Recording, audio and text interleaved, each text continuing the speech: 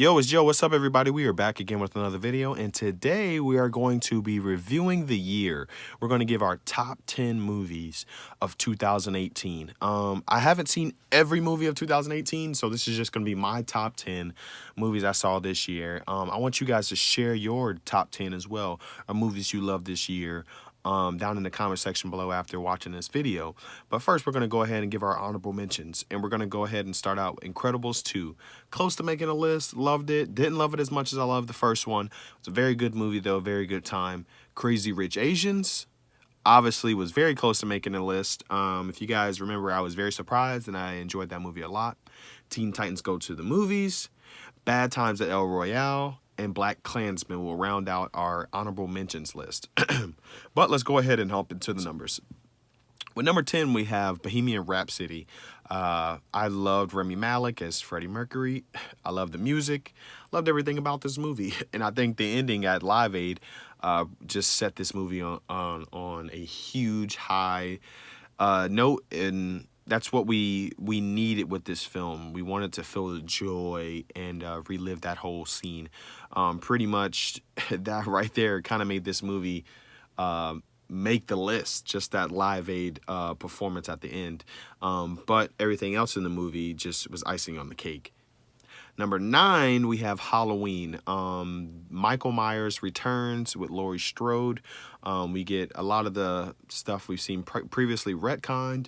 I thought this movie brought horror back to where it needed to be, made Michael Myers scary again, even though, you know, I know a lot of people in the comments were like, Jordan, you can be 60 and still be, you know, in great shape and still kill and stuff like that. So I know a lot of people had that to say, but to me, it was just kind of shocking to see somebody that old do it. But he proved it. And a lot of you guys in the comment section let me know your own stories about that as well. But Halloween, I thought it was creepy as hell. Scary. Loved hearing the music again, seeing Michael breathing in that mask and, you know, hunting down all these kids and just reinventing Halloween for us. Number 8, we have Creed 2. I loved the first Creed so much, and I grew up, I was a huge Rocky fan. I'd watch those movies so much they would wear out the VHSs, if some of you guys actually remember VHSs. But Creed 2, I loved it. I loved the Drago storyline that went along with it. I almost enjoyed that part of the story more than I enjoyed Adonis's story.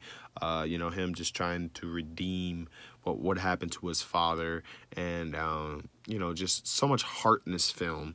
Rocky's story evolving a little bit more, and I think this will probably be the last Creed, and it probably should be the last Creed. Number 7, we have Avengers Infinity War. Now, this movie was a culmination of 10 years of Marvel. It started with Iron Man, and it's just been a great ride ever since. Now, it's not the ending, because obviously we have Avengers Endgame coming out, but Avengers Infinity War, Thanos was amazing. The Black Order was amazing. The ending was shocking. I remember sitting there in awe at what happened in this movie, and I loved it, and it was just such a great film for me. And I thought the hype was so big on this film. How could it possibly live up to those expectations? It did that and some. But I just loved Avengers Infinity War. Number 6, we have Mission Impossible Fallout.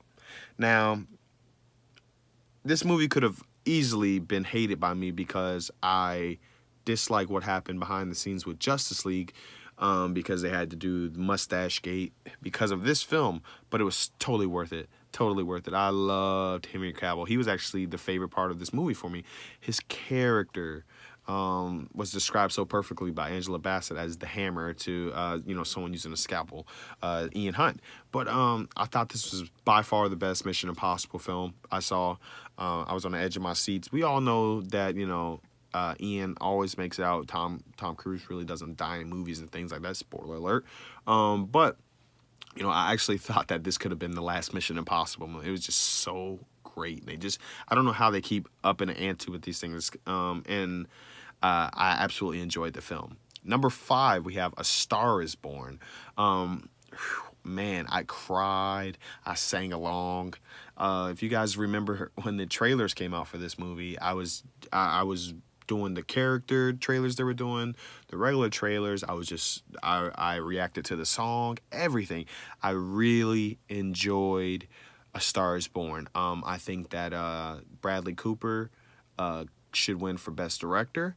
I think Remy Malek could probably win for Best Actor, but Bradley Cooper's got to be in the conversation, and in the conversation, Lady Gaga has to be as well. I love Dave Chappelle's part in this. I love Sam Elliott in this. I don't know if he's going to actually win the award, but I hope he gets recognition by the Oscars and things like that. Number 4, we have A Quiet Place. This movie it came out of nowhere for me. I actually just bought it or got it given to me for Christmas. Loved the movie. I thought that John Krasinski directing this film was amazing. Oh my God. Who would have thought a movie with so little dialogue would mean so much to so many people? And the experience, people watching, I'm telling you, people didn't even want to open their candies or breathe while watching this movie. They were so involved in the film. And it's hard to do that, because when you go to the movies now, everybody's on their phone, they're talking, they're this or that, there's babies crying. You heard none of that while watching this movie. I mean, everybody, you could hear a mouse piss on cotton watching this movie, man. It was so quiet, and I loved it so much. I thought it was such original, great idea, and I loved A Quiet Place. Number 3, we have Black Panther, Wakanda Forever. I love this movie. I rewatch it all the time. It's really sad. I just actually got my mom to watch it for the first time. She absolutely loved it. We watched it for Christmas together, and I think that it meant so much to so many people, and it became such a cultural thing that it became more than just a movie. And me being, half African American, it meant a lot to me. It meant a lot to my family, and I love that it brought people together. You see people in communities in Compton and Oakland and things like that buying tickets for kids just to see this movie so they could see this event. I think this was the best Marvel movie of the year. I put it over Avengers Infinity War. I just think it meant more. I think that Michael B. Jordan as Killmonger in this movie was one of the greatest villains I've ever seen in a movie. I loved it. You didn't know whose side to be on. It wasn't just a cut and dry film, which is awesome. And just the action, obviously, and seeing the first black superhero, get his own movie, and seeing Wakanda, and just all the hidden meanings, and Ryan Coogler become such a great director, because you got to think, it was Fruitvale, Creed, and then this. You're just like, this guy is amazing. And I love the cast, and I loved everything about this movie. Number 2, we have Spider-Man Into the Spider-Verse, a later movie in the year, probably like one of the latest movies I've seen, but I was absolutely taken away by this movie. At first, it's funny because I was like, I don't know. I have a lot of friends that love Spider-Man, and I thought maybe they were just overhyping this movie, and I was like, maybe I should see it, maybe I shouldn't, but I was so happy I did. I absolutely love this movie. Love the introduction to Miles Morales for me. Love the introduction to Spider-Man Noir, played by Nicolas Cage, and Spider-Gwen, and Spider-Ham, and multiple Peter Parkers, and things like that. I loved it, and I can't wait to see what else they do with it. I thought it had heart, which is very hard to me in an animated film, because it's just voice acting. I mean, you can draw these characters, you can, animate them and things like that, but it's very hard to display the emotion through voice. But they did it, they captured it, and they made a hell of a Spider-Man movie. To me, personally, it's the best Spider-Man movie made to date. Number 1, this may be a little controversial to some people, but my favorite movie of the year, we've reached it, guys, Ready Player One. I love this movie.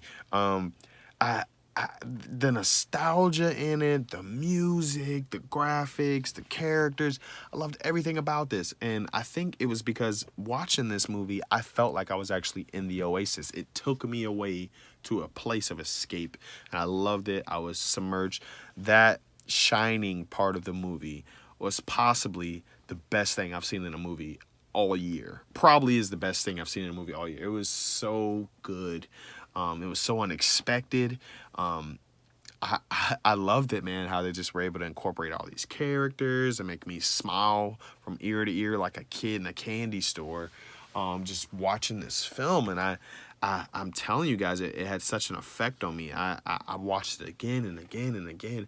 And I usually don't even pay for movies, to be honest, but I paid to see this movie multiple times. I really enjoyed it, guys. I'm telling you, it was such a great film. But this is my top 10 films. What are you guys' top 10 films of the year? Let me know what you guys have for your list down in the comment section below. And if you enjoyed my list, or if you haven't seen some of the movies, let me know what you guys think down in the comment section below.